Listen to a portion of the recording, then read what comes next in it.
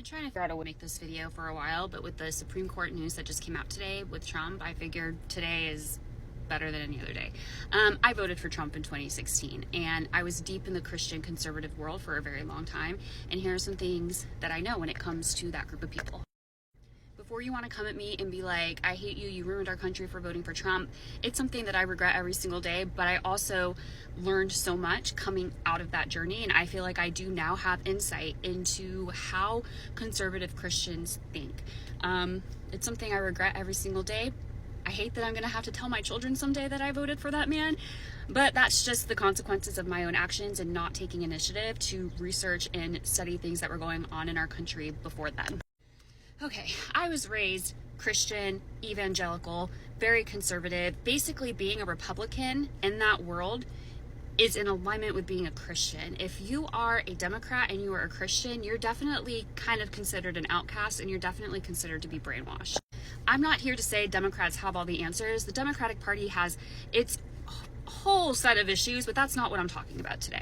The thing that people have to understand is that the people in that particular sect and in that world are in a cult. It's just plain and simple. From a very young age, we were conditioned and brainwashed into believing that our people, Christianity, American Christianity, were being persecuted, and that it was the country's agenda to get rid of all of the Christians. It doesn't make any sense now that I'm out of it. I'm just sharing what that group of people believes. And they do a very good job at making you really afraid that someday you are going to be persecuted and killed and beheaded for being a Christian.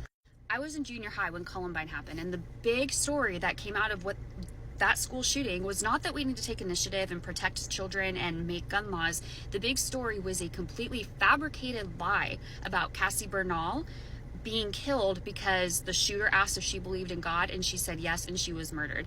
It came out to be a complete lie, but that's not something we talk about. But that story just ingrained the belief that was already there that Christians are being targeted.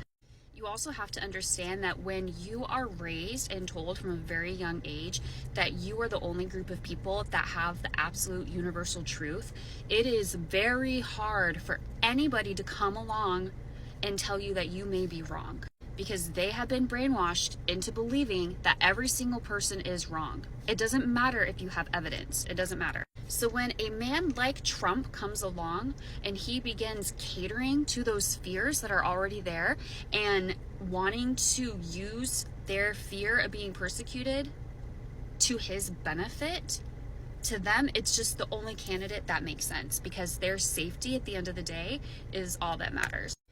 Coming out of that world and seeing it for what it is now sometimes makes it harder for me to feel like there's any hope to get through to that group of people, because I knew what it felt like to be in that mindset.